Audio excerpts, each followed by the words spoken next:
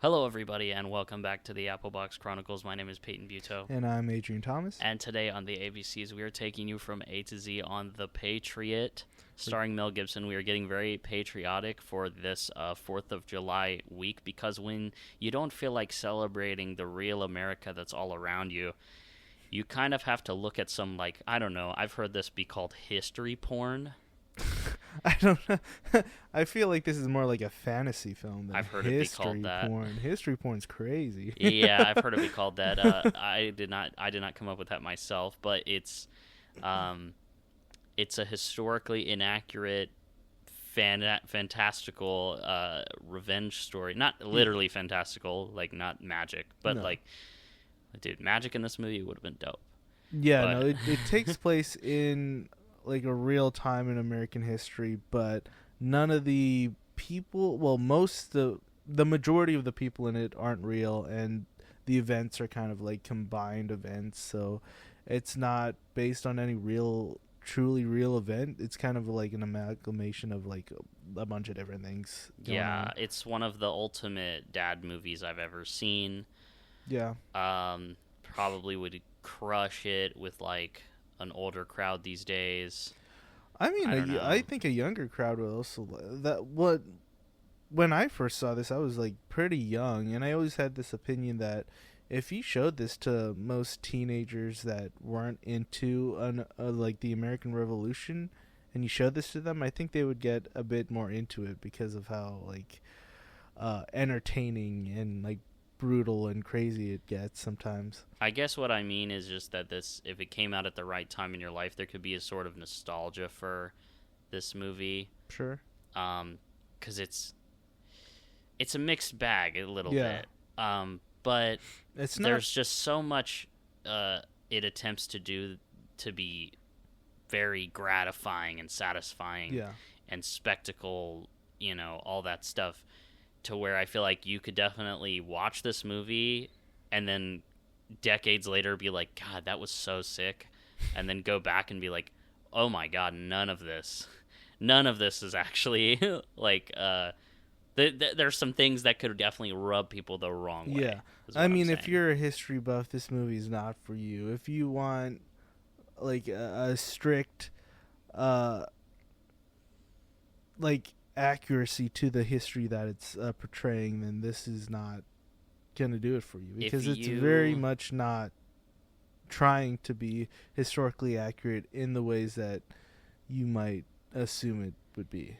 If you were able to laugh and enjoy Napoleon from 2023 from Ridley Scott, you might like this one too. 'Cause Yeah, it's like also very historically inaccurate, that movie. Yeah, this movie kind of goes and it kind of has the same feeling that Ridley Scott has on movies that he's done about historically inaccurate stuff. It doesn't really care.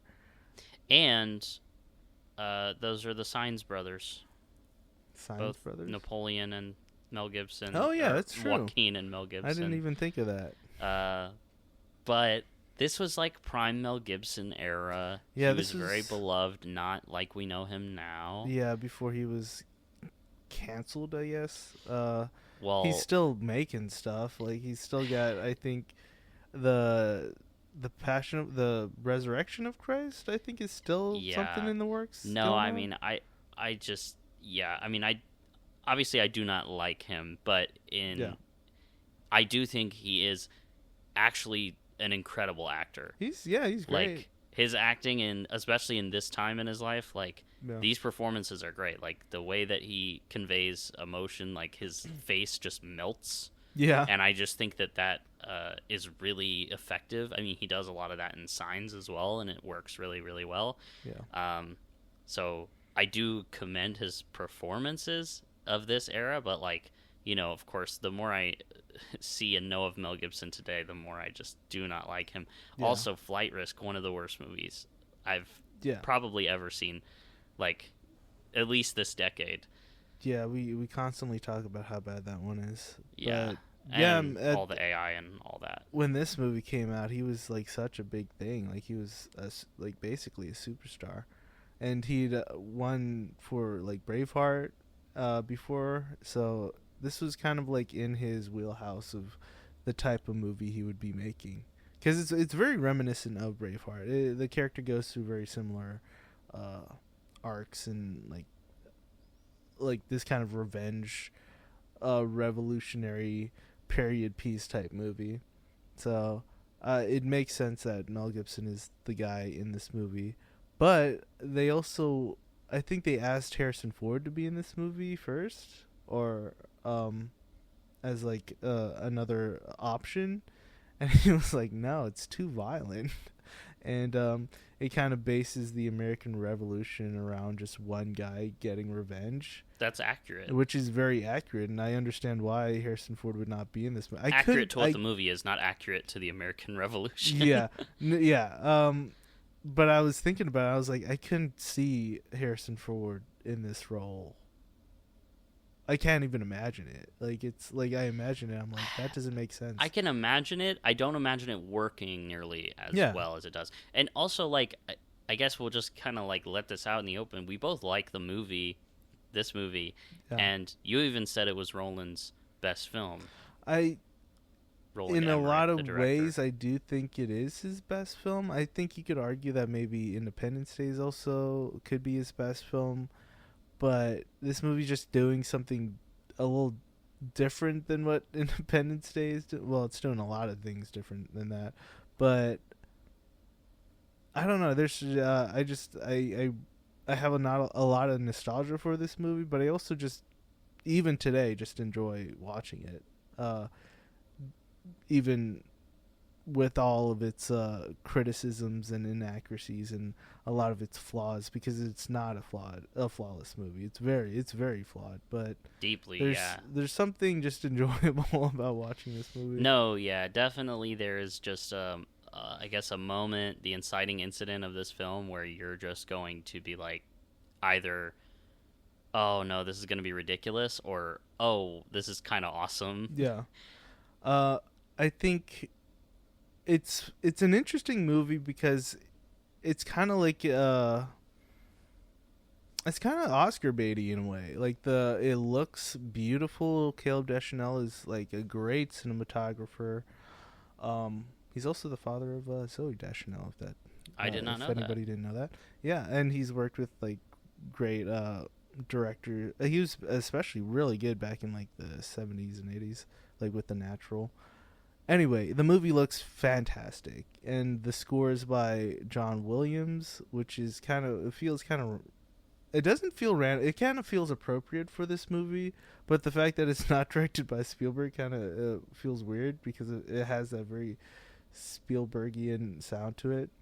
But apparently it was supposed to be composed by David Arnold, which did, Roland Emmerich's other films prior, like Independence Day and Stargate. But I guess he gave a score that wasn't. They just rejected it. They didn't like it. I don't know if that was Roland Emmerich's decision or a producer's, but after that they never worked with each other again. So I think it was probably a pretty bad breakup. Yeah, and then for that score to be replaced by John Williams' score, it's like, fuck. And it was nominated too for. Well, of course it was. It's John Williams' score, but like, and I mean, it's a great score. Yeah, it was nominated for a few other Oscars too, not for like Best Picture, Best Director, any of the big ones, but it's kind of an Oscar baiting movie, and I think that's kind of also a reason why it has a bit of its own little controversy about its inaccuracies and what it's depicting and how it goes about itself, because it really is trying to be like Braveheart 2.0 in a way, but it's not. Even the writer Robert Rodat, I don't know how to say his last name, but he wrote the main character specifically for Mel Gibson. Like he gave him 6 kids initially in the screenplay, but when Mel Gibson had 7 kids, he had to rewrite the movie for him to have 7 dedication. Kids, just so they could be like, yeah, this is a character for Mel Gibson. Yeah, and I mean, he works well in it. I think this is a good vehicle for Mel Gibson, especially like at that time. Uh, but yeah, I think this might be my favorite Roland Emmerich movie because It's I certainly my favorite that I've seen I do compared to Independence Day 2 and Moonfall. well, I haven't seen Independence Day 2. I just hear so many bad things about it. I fucking hate it. Listen, I hadn't even seen the first one, and I went and saw that in theaters just because, listen, my granddad, he's really into sci-fi, and he took me to like every sci-fi blockbuster there was. Yeah. And I just thought it was so terrible even then. And I actually would be curious to know his opinion on this film because he's also a huge history person. So Yeah. I don't know if that would contrast. Like, I don't know. 'Cause sometimes I feel like he likes something just because it has history in it. Yeah. But I feel like he would probably be like, yeah, decent movie, put together nice, but the history is not accurate. Yeah. And it's like, yes, but I actually just don't even think it's trying to be at all. No, I don't think them saying that it isn't accurate is like a them trying to, I don't know, backpedal and be like, we meant to do that. I think it's genuinely like by design. yeah, because they really have to skirt a lot of like iffy moments in American history. Like they really don't mention slavery much at all, except for when they're like, you guys are freed slaves, and they're just like helpers on the field, and they're like, no, we're free men.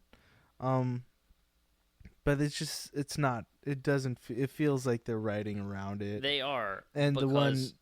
Sorry, go ahead. No, yeah, there's that one slave character who's like, if you work for a whole year for 12 months, then you become a freed man. Yeah. And I mean, that's cool and all. I don't know if that's accurate or not. It feels like it probably could be accurate in that sense, but they make it very much like this man like knows that he'll be a free man and there'll be a different time, and like they could almost see the future that men will be like the black men and women will be freed in the future. But it's very progressive and like I don't they but not in like an honest way. No, that's the thing. No. It's like they're skirting around like the difficulties of that time. Here's the thing. I think you could make a historical film that is inaccurate and that takes its own liberties in terms of the story that you're telling if those liberties are taken to make a point about history, right? To make, have a message behind the history. For example, now this is not like a historical quote-unquote film. This is definitely a very contemporary film. It's only 6 years ago, but Eddington. Yeah. Eddington has stuff in it that is completely heightened, cartoonish, unrealistic, ridiculous, but it's making a point about America during COVID, right? It's like this is a thing that happened, and we're trying to deliver a message about this thing that happened, but we're going to like dress it up to make that message clear. This movie is not doing that. This movie is taking the American Revolution and it's just using it as a little, backdrop for a story that does not say anything about the American Revolution. It's just about this guy, taking revenge. It's a revenge film. I think exactly. they kind of talk about why the revolution's happening and why it's important. And I do think it was important for the people to basically go to war with Britain for the shit that Britain was doing at the time. But I think that's kind of, again, like a backdrop to the fact that Mel Gibson just wants revenge for his son's death. Also, we're going to go through spoilers. So if you haven't seen this 26-year-old movie, then that's on you. But we're going to talk about a bunch of spoilers. Well, we should definitely give a warning always.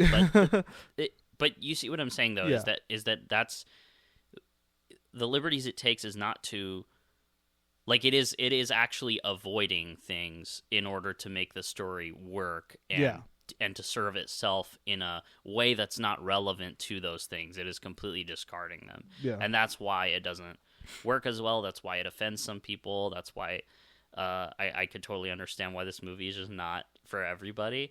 There's this great... And there are things about it that are very kind of uncomfortable. And Yeah, well, if you think about it, and you're like, wait, well, that's not how it would have worked back then.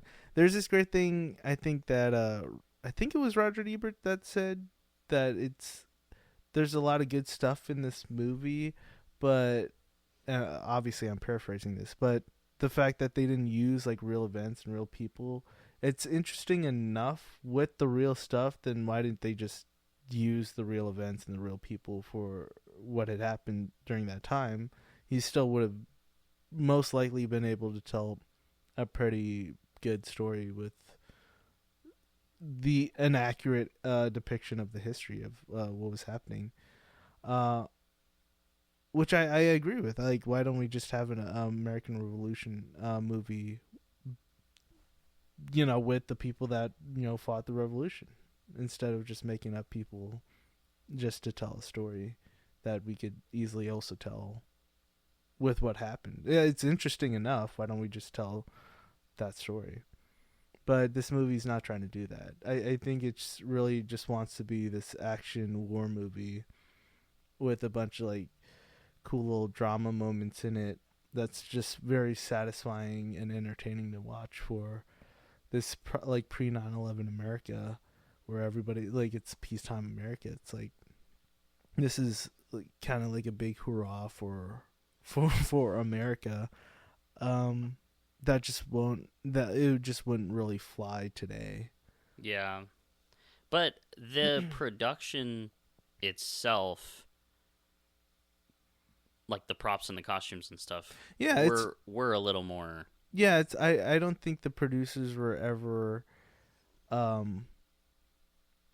they ever wanted to make a movie that was just completely just off the rails, like rewriting history. They a lot of, yeah, like you said, a lot of the props and the costumes and all that they had supervisors from like the Smithsonian who were like making sure that everything looked good. It was very much like a gilded, like surface level accurate movie to that time. It's just really the story and the characters that are fictionalized and told to make this movie entertaining, I guess.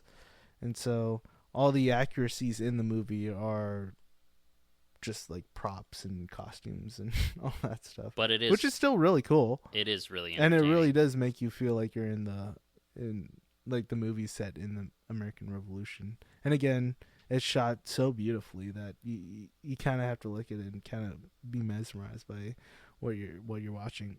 I think what else kind of sets this apart from all that is just how brutal the movie can be.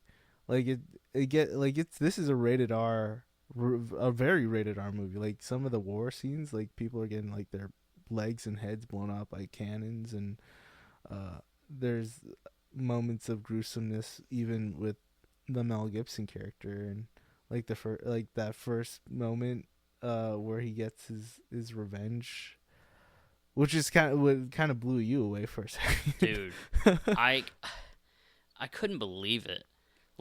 Because it was so funny, I think, to you that we were watching it and you've seen it, I haven't seen it, and I'm just like, oh, okay, they killed Mel Gibson's son, so the British soldiers are like walking away, and I'm like, so he's gonna go after them, and this whole movie's gonna be him killing every single fucking one of those guys, right? Like that's what's gonna happen. And I was joking, yeah, because I was thinking like, oh, that would be a pretty a pretty entertaining film. And then he runs into the house, grabs, and I even said, I was like, he's just gonna like go kill all those guys with an axe, yeah, and like. He runs into the house, he grabs his hatchet, he grabs like all these guns, like 4 rifles, and he goes into the woods and he just kills all of these guys. Yeah. And it's an incredibly entertaining scene. But I was laughing so hard because it was exactly what I joked would happen. Yeah, it was funny because you were saying exactly what was gonna happen. I was like, you have no idea.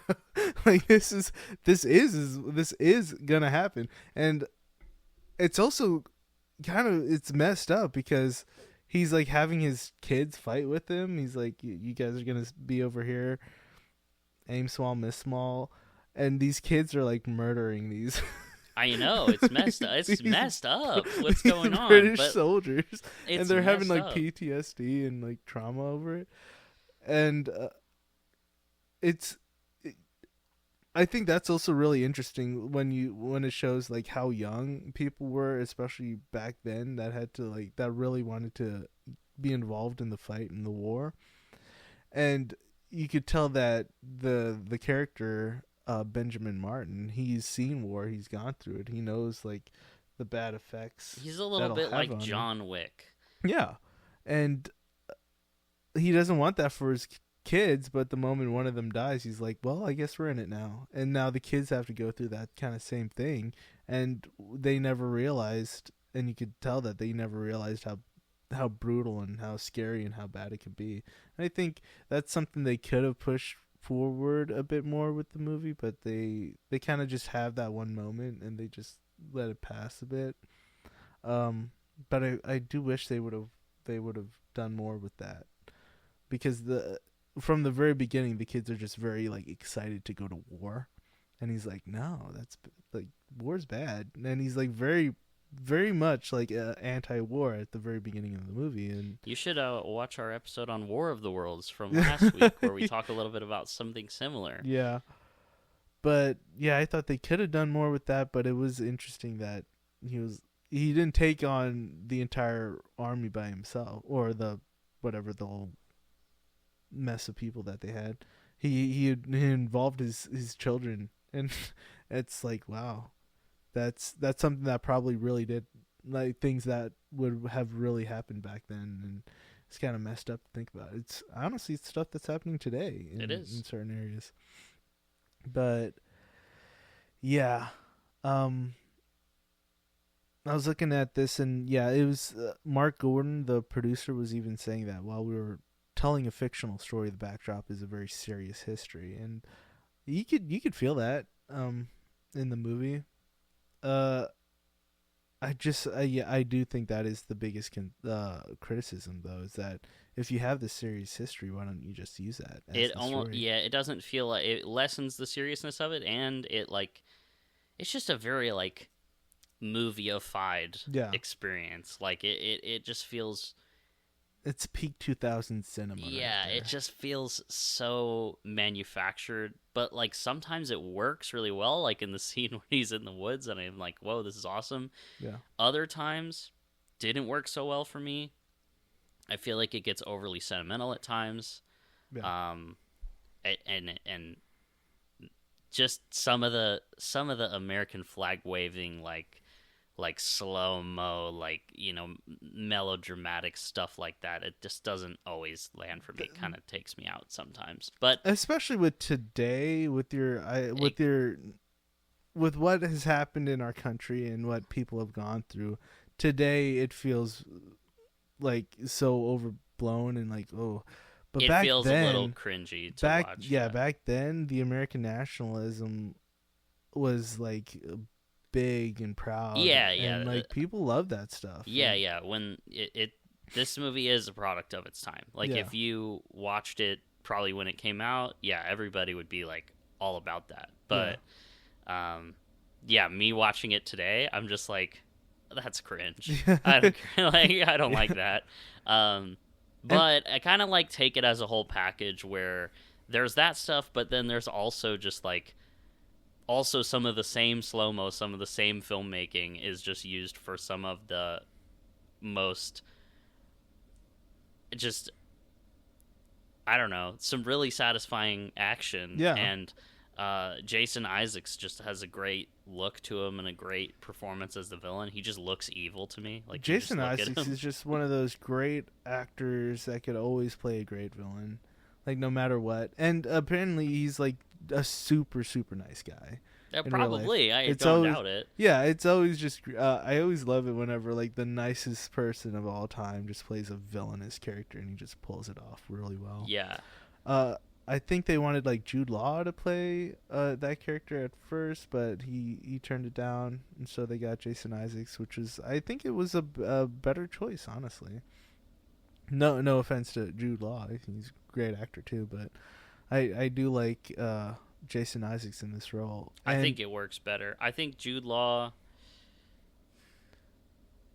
Actually, thinking about it, he might have been doing AI around this time. That's true, but I don't know how to really describe it, but I just do think Jason Isaacs works better for this movie because he feels inherently campier to me. Yeah, Does that make sense? He plays up the villainy of his character, like even in when he does when he's Malfoy, Lucius Malfoy. Yeah, Lucius Malfoy, or like Captain Hook in that Peter Pan movie. Like he just plays it up so well, and you just love to hate him. I will say, one of performance that he's great in that's not a villain. It's this really small drama movie called Mass. If you guys haven't seen that, I haven't. I heard about it. I heard it's great. You should watch that. Well, I have it back there. You should watch it because it's really small. It's really well done. It's directed by the guy from Cabin in the Woods, Fran Kranz. He plays the stoner character. Yeah. But it's really good. Anyway, Jason Isaacs is not a villain in that, but he's really good. Also, the thing about a lot of these characters, like the Jason Isaacs character and even Mel Gibson's characters, they're a composite of other real life people that existed in that time.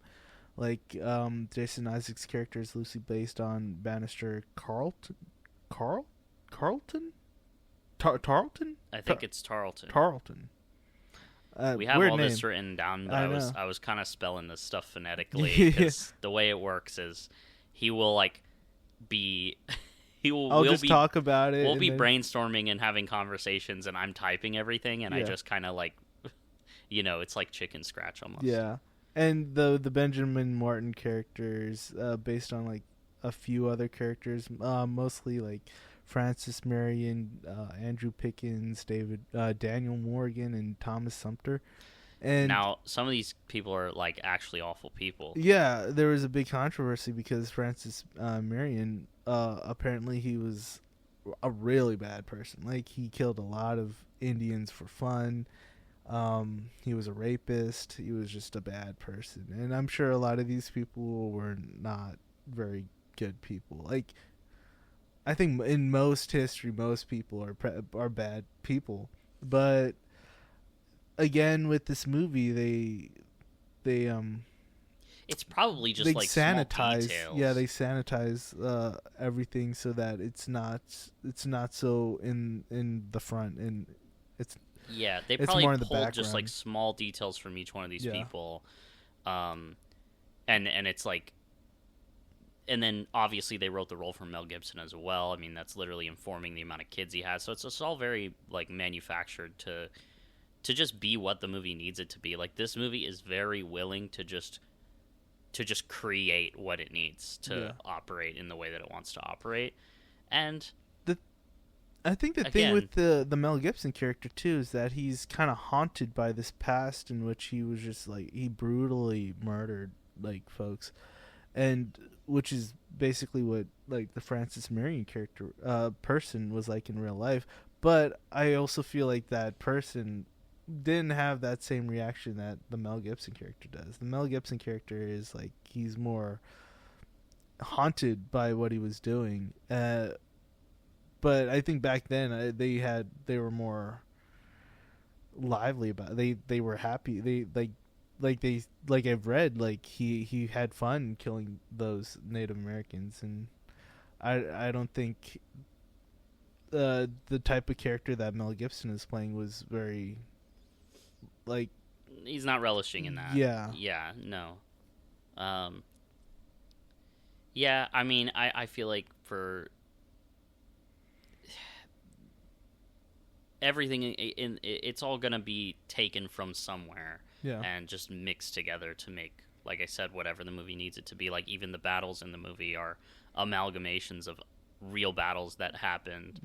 But they're not literally what happened. I also found those scenes, like, so crazy because I don't know, like, the guys just lining up and just taking shots at each other, Yeah. and it's like you're just dead. Yeah. Like if you But that's walk just up, that's just how they were like fighting back in the day. With the British were just so proper. yeah, with I their found fighting that technique. stuff to be like a just so. I mean, just looking at it, I'm like, you guys are literally just walking to your deaths. 50% of you are guaranteed to die right now. Like, why are you flipping that coin? I think that's just the nature of like war and how it's like evolved throughout time. It's like at that point when Britain was like the biggest like country in the world, there were so many people that they were like pushing to fight that it was just like little planks on a map. They're just like pushing, and the only way that they could like literally visually put that together is like line them up, push them forward, and whoever breaks. It's like a game of chicken. Yeah. And I found that just, I mean, this is probably like obvious in a way, but it's like I just found that so bizarre visually to just watch people do that. I don't know. It's just me being, of my own. I mean, I think anybody watching that stuff today would be like, that's ridiculous. Anybody in the military today is like, yeah, we don't do that because it's obviously just a bad way of fighting a war. But at that time, I think that's just the only way they knew how. And that's why I think it's interesting that the militia in this use like guerrilla warfare tactics to beat them, because that's the only way you can beat an army that's so proper. Is like you have to get nasty with it. I mean, there's even a pretty good scene, I think, where it's not a fight scene, but where Mel Gibson's character, he uses these kind of proper negotiation tactics and dialogue with this guy, and negotiates the release of his men for the release of your men that I have captured, and they look out a window and it's like scarecrows of British soldiers. Yeah, when they're negotiating, he's like, look out your window, and they're too far to see that they're not real people. So he's like negotiating a trade for his people for the British people officers that he doesn't actually have. And it's great because he's using their language, their proper language to get ahead of them and to win those like psychological battles. Yeah. Even with the dogs. Yeah. The Colonel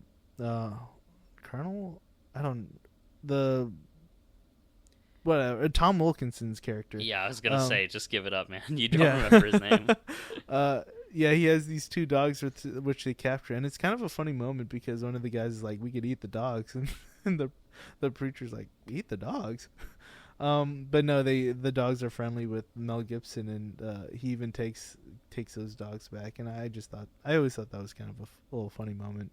But it's also a moment in which Mel Gibson and Jason Isaacs kind of meet again.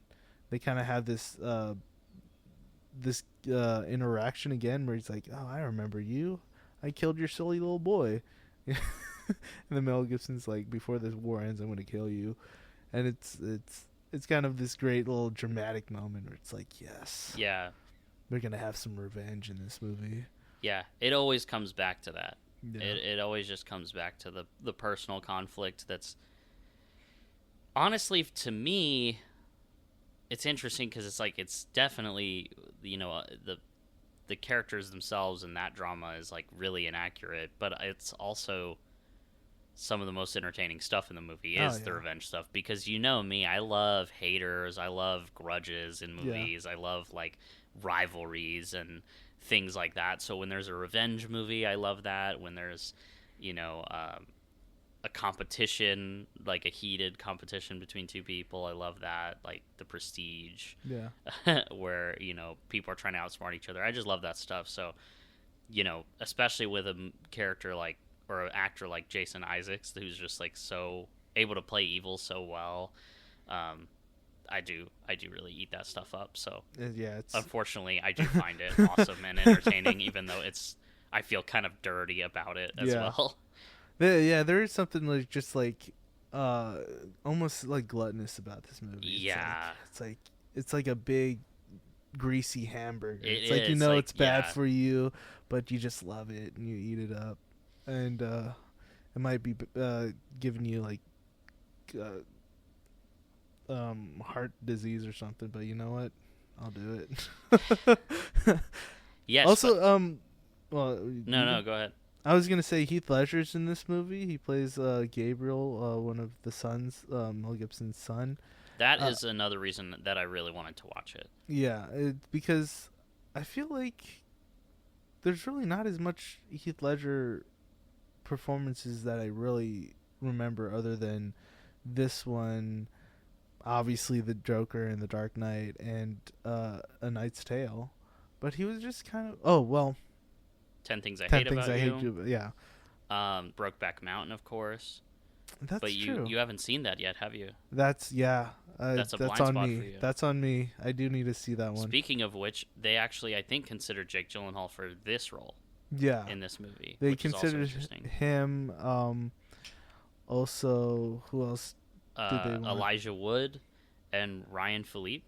Felipe? Yeah, those were like big names back in the day. And I can't see, especially like Elijah Wood. I just don't see him in that part. He seems a bit too innocent. They said he was cast for his exuberant youth. Which I feel is weird because I feel like all those other actors feel more youthful than Heath Ledger does. Well, I think it makes sense because I think Heath Ledger, yes, he has an incredibly charming demeanor. He is very youthful, and like he can be adorable and like all that stuff, and so it makes his kind of romance arc in the movie work. Yeah. With the silly, like the ink in the tea stuff, like certain things like that are cute, and he's able to sell those moments. But also, I think Heath Ledger has an ability to be a little tougher and to have a rougher like exterior. So he doesn't feel weak ever. No. He feels He seems like he's gentle, like appropriate. Yeah, he feels know? like he would be like Mel Gibson's son. like, even maybe if the exuberant youth comment is not like the most accurate thing to hear about it, I still agree that he was the best I do pick. too. Yeah. Even though there are moments where I'm like, your Aussie's coming out. It always does. Yeah. I feel like that happens with a lot of Australian actors for me. But it's like once you know, you know. You know the one Australian actor that I think across the board, like I did not know this person was Australian for most of my life until this point, is Toni Collette. Never. Really? Toni Collette's Australian.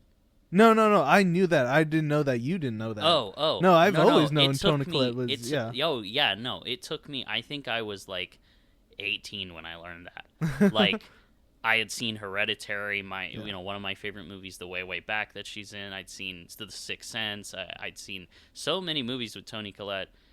Never did I think she was Australian until I saw an interview with her, and I was like, "What?"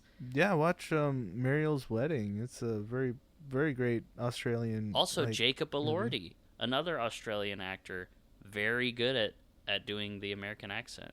Yeah, that's the one where I remember you thought he was British for a second. I did. I didn't know he was Australian.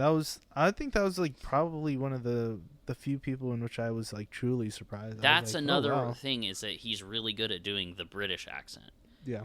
So good that you would think that that's just him. Yeah. Like in Saltburn. Well, I feel like Australian and British accents are like more. They're closer than. But they have key differences that I feel like as an Australian person would be harder to do because they're more similar. Yeah. Right? It's less of a complete shift. You know what's also crazy? Mel Gibson is technically kind of Australian too. Doesn't he play an Australian character in something where he just fully does an accent? I can't remember. It's probably true. I don't know, but I mean, if you think about it, Mad Max, like. I think that's what I was thinking about. He grew up. I think he is American born, but he grew up in Australia. He has like a slight. I remember watching Mad Max 2, and I think he has like a slight Australian accent. And a lot of people forget that he grew up in Australia. Again, American history with the Patriot. It's messed up. And that's why you can't really make this movie without trying to sanitize it all and make it feel good, and like with the slave stuff. And Oh yeah, Spike Lee was pissed about that. Spike Lee was pissed about this movie because he's like, they whitewashed the slave stuff, and it's very justifiable anger. Him and his wife saw it and were like super pissed about it apparently. Yeah. Mel Gibson said that I think in retrospect was like, he would have made him like a slave holder. I think I would have made my character a slave owner. Which it's like, you can say that now, but yeah, do I believe you? I don't think so. I mean, I do believe him. I think again, Mel Gibson is not a good person, guys. Like he would make like a decision like that, and I think he would. Well, but I'm just saying, like, would he have been interested in adding that to the character when the whole movie? I don't think he would be interested. I think he would see that that was a thing back then, and for Mel Gibson, I think he's a bit like on the he's like, yeah, it's accurate, so it would happen. So I would be a slave owner, like if I were. No, I get that. I'm just saying, like if he were to direct it, would he actually go through with it? Yeah, I don't think. Well, I'm just saying it's like, that's the more accurate thing to do. Yeah. Yeah. And that this movie is you could definitely say that this movie is cowardly for going around that. Yeah. So I'm just saying, do you think Mel Gibson would be like bolder and be like, no, we're gonna do this? I think he would. Like if you look at his career, like with Passion of the Christ or Apocalypto, he goes into just like messed up places. And I mean, I haven't seen those movies, so I guess I just don't know. Like, even though Braveheart is incredibly inaccurate, he doesn't like go away from the nastiness of the stuff happening there. So we'll never know. But that's what he said he would do. Yeah. Which is a bit crazy to say in the moment, but it's like, it would be accurate for him to be a slave owner. Yeah. But we do get kind of a cathartic finale to this movie, I guess on its own terms, cathartic. Yeah. Where, it tries to kind of marry the revenge plot with the American Revolution and patriotism, where he runs out there with the American flag that his son Heath Ledger, who is now dead, yeah, that was a big twist. And I don't know twist, but I guess it's fucked because his wife, or Heath Ledger's character's wife, gets burned alive in a church with a bunch of other people by Jason Isaacs' character, and then of course he wants revenge, and he's like angry, and I mean for multiple reasons, but then Jason Isaacs gets him. I think that is the point of the movie. It's like Heath Ledger at this point is now not going after the British because of what he believes in terms of the American way. He's getting them for revenge, which is exactly what Mel Gibson's trying not to have these kids maybe do. It's like he sees that and it's that it's corrupt. It corrupts the intent. It's the revenge that kills Heath Ledger. And in the end of the movie, when he's going against Jason Isaacs, or he has a moment in which he could either go back and get his revenge, or stay and hold the ground, stay the course, and hold the flag up, hold the line. Yeah, and he takes that moment because that's what is necessary and that's what's needed beyond his motive for revenge. I think really that's what the movie's about. Is revenge is not a good thing, but the movie also kind of goes back and is like, no, well, he's still gonna get his revenge. Yeah, it's like you could have your cake and eat it too, kind of thing. Where it's like, you kind of have this very satisfactory. Yeah, and he says this line when he kills him. He's like, "My sons were better men," and I think that's maybe the point. Is that it's like, you corrupted my son who was a better man than me, who was already corrupted in a sense, because he was immediately ready to take his revenge. And So it's an interesting thing. It needs the catharsis of like, yes, we're gonna fulfill the revenge plot, and America, we're gonna marry these two things. But I like that moment where he has to choose. Yeah. But it just, again, it doesn't really fully follow through, because then it's like, but he does get both. Yeah, I think if that were made like post 9/11, if that were made today, I think the better ending would be for him to die to save America than to take on the revenge that was his drive from the very beginning. Yeah. Because it's too much of a good ending. I mean, too much really, it's kind of like, what's so funny? This was our episode we did, like, we were considering doing this or Supergirl, and we just weren't as interested in Supergirl as we would hoped. Yeah. So but we opted similar for this. to Supergirl. But there's a revenge plot in both films, and in both movies, I'm not going to spoil Supergirl, but in both movies, I felt the revenge plot was, like, really messy in its murky in its message of, like, what are you trying to actually say about revenge in this movie? Yeah. That's a whole other conversation, but I think it's so funny that this is the one that we traded out.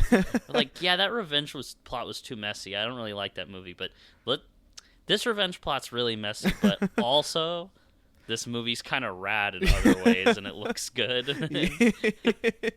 Yeah. I'm not really comparing these two completely irrelevant films, but it's funny that happened to happen on the same week. Yeah. I also... this and like Pearl Harbor are very similar to me because they're kind of like these historical epic movies that's kind of based around real events. Pearl Harbor for sure, because it's Pearl Harbor. But you have these kind of composite characters it's very melodramatic. It's very almost Oscar baity, but they're directed by these two directors that don't know how to do those types of movies at all. They only know how to make like these big spectacle action piece movies, but they don't know how to get to the nuance of what these movies should actually be about, and that's why in a way they ultimately fail at what the movies are supposed to be. But in the end they're still so good at making entertainment that you watch these movies and you're still like thoroughly entertained throughout.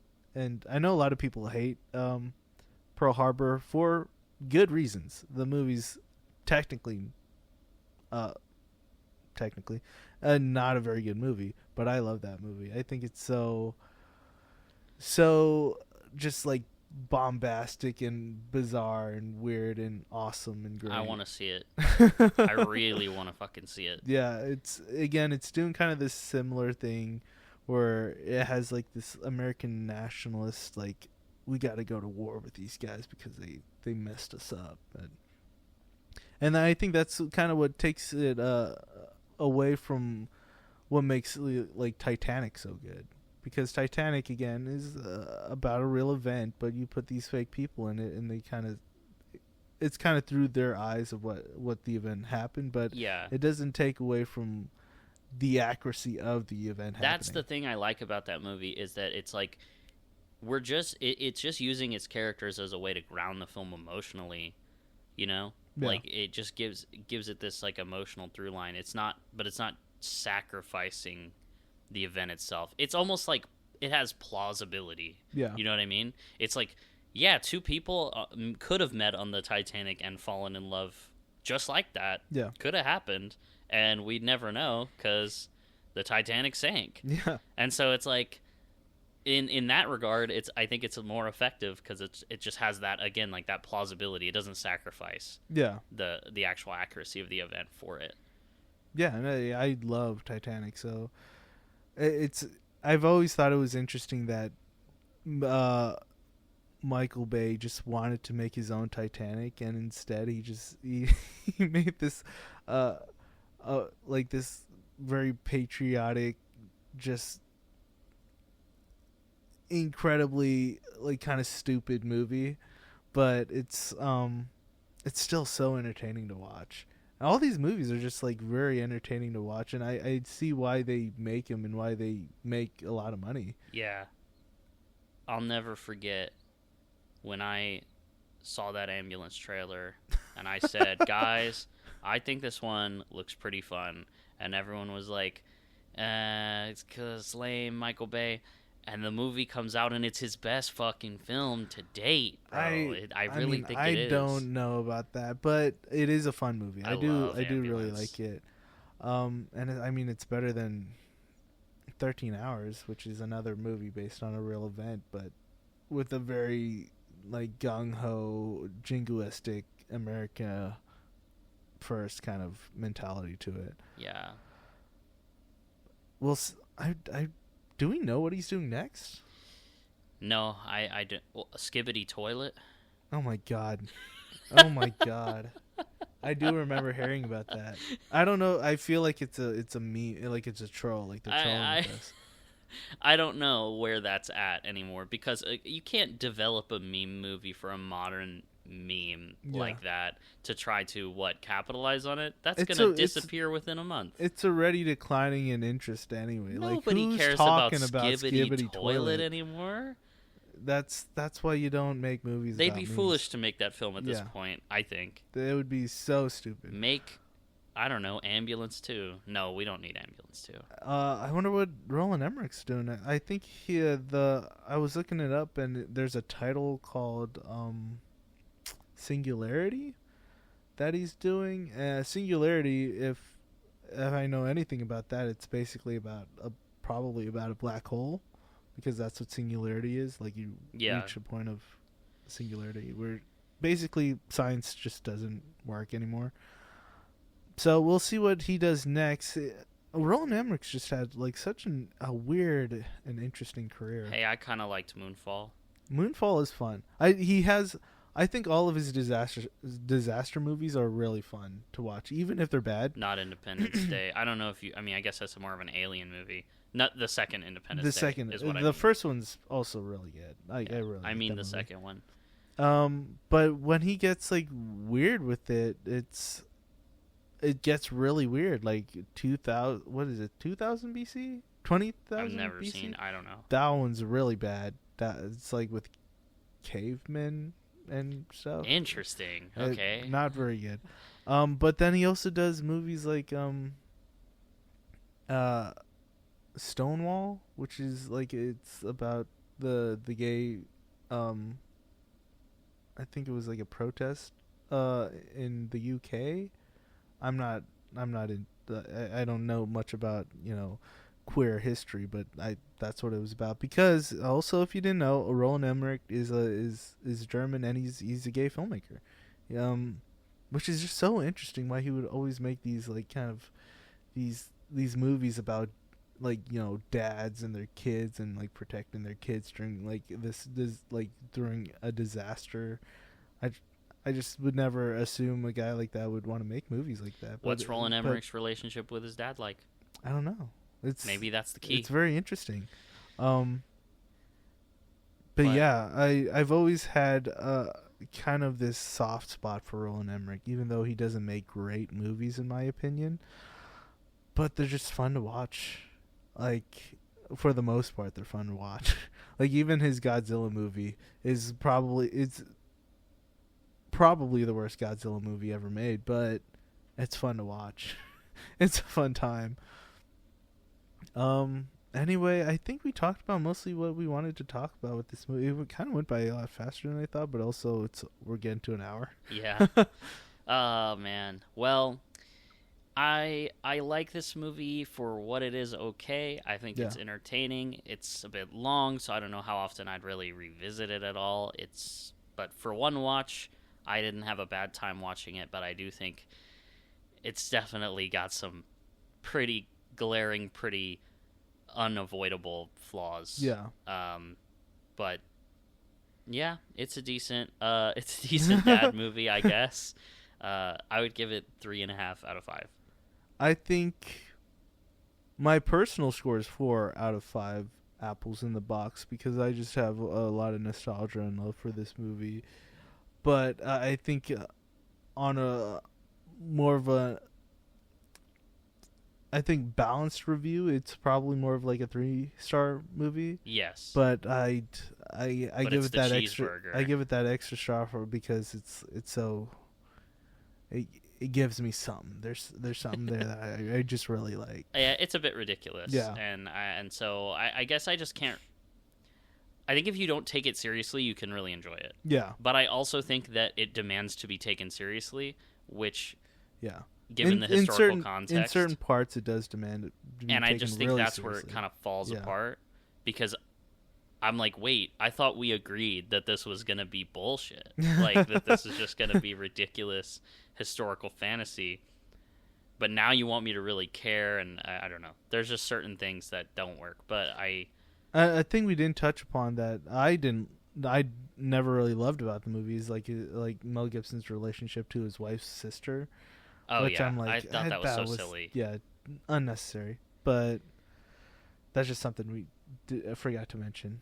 Anyway, I'll always have that fun memory of accurately predicting the Woods massacre scene by accident, and that for me is enough to look fondly on this film a little bit. Yeah. Despite its glaring issues. Yeah. So what's your favorite historically inaccurate film? Let us know. I guess if Titanic counts, because those people didn't technically exist. Yeah. The history of that movie is not really that inaccurate, though, aside from that. So maybe I could see myself liking Pearl Harbor when I watch it. I do also love that movie. I don't know, it's probably this or Pearl Harbor in terms of like really badly inaccurate Napoleon movies. is solid too. I like it. I like Napoleon, yeah. Well, we really didn't really think about all the movies that could possibly be our favorite. I mean, just let us know, because there's probably ones you're going to think of and we're going to be like, oh, obviously, of course, that one. So let us know what you think. Let us know if you've seen this movie, what you think of it. Totally understand if it's not your vibe. Yeah. And I think that's it. Do you have anything else? No, I think we're good. All right. I've been Peyton. And I've been Adryon. And we'll see you next time on the Apple Box.